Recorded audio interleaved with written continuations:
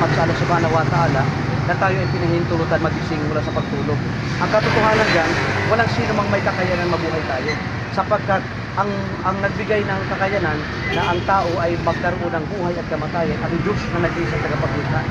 Kay damo na marami ng mga tao hindi na umubot sa mga araw na ito.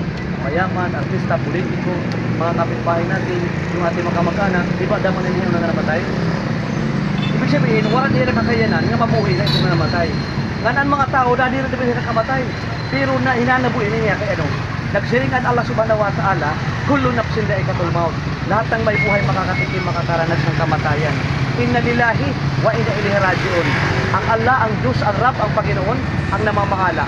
Sa Kanya tayo ay magsisipagbalikan. Wa inna illa rabbina lamunqalibun.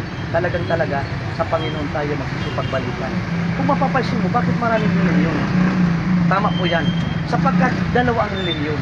Ang isang reliyon ay man-made. Gawa-gawa lamang ng tao. Halimbawa, Rizalista, hinango sa pangalan ng si Rizal.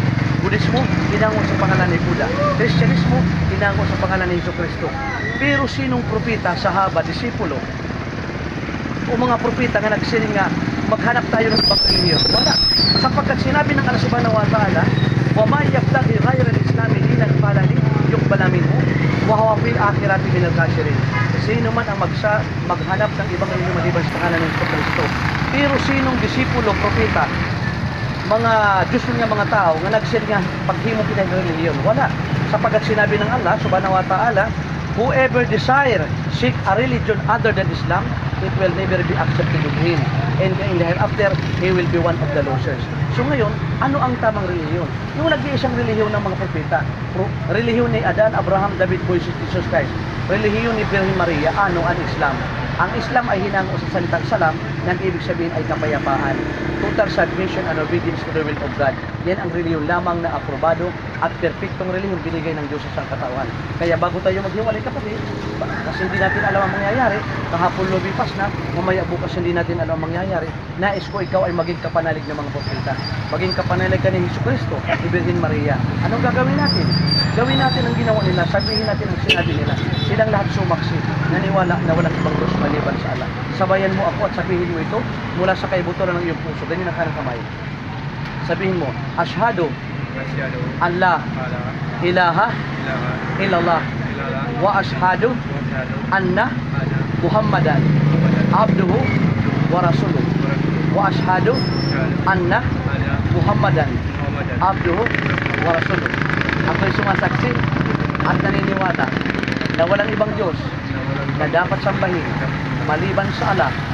Ako'y sumasaksi na si Propeta Muhammad ay huling sugo ng Allah.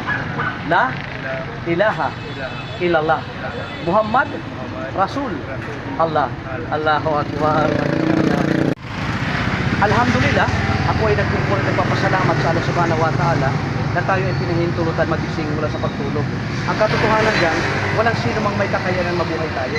Sapagkat ang nagbigay ng kakayanan na ang tao ay magkaroon ng buhay at kamatayan, ang Diyos na nag-iisa tagapagligtas. Kay damo na marami ng mga tao hindi na umubot sa mga araw na ito. Mayaman, artista, politiko, mga kapitbahay natin, yung ating mga kamag-anak, di ba damo na niyo na namatay? Ibig sabihin, wala nila kakayanan nga mabuhay na ito na namatay. Nganan mga tao, dahil rin naman sila kamatay. Pero na hinanabuhi niya kay ano, nagsiringan Allah subhanahu wa ta'ala, kullu nafsin dha'iqatul maut. Lahat ng may buhay makakatikim, makakaranas ng kamatayan. Inna lillahi wa inna ilaihi raji'un. Ang Allah, ang Diyos, ang Rab, ang Panginoon, ang namamahala. Sa Kanya tayo ay magsisipagbalikan. Wa inna illa rabbina lamunqalibun. Talagang talaga, sa Panginoon tayo magsisipagbalikan. Kung mapapansin mo, bakit maraming reliyon? Tama po yan. Sapagkat dalawa ang reliyon. Ang isang reliyon ay man-made. Gawa-gawa lamang ng tao. Halimbawa, Rizalista, hinango sa pangalan ng si Rizal. Budismo, hinango sa pangalan ni Buddha. Kristyanismo, hinango sa pangalan ni Jesucristo. Pero sinong propeta, sahaba, disipulo, o mga propeta nga nagsiring nga, maghanap tayo ng ibang reliyon? Wala. Sapagkat sinabi ng Allah subhanahu wa ta'ala, وَمَا يَبْتَغِي غَيْرَ الْإِسْلَامِ دِينًا فَلَنِ يُقْبَلَ مِنْهُ وَهُوَ فِي الْآخِرَةِ مِنَ الْخَاسِرِينَ. Sino man ang maghanap ng ibang reliyon maliban sa Islam, hindi tatanggapin. Siya ay kabilang sa mga talunan. Ayan.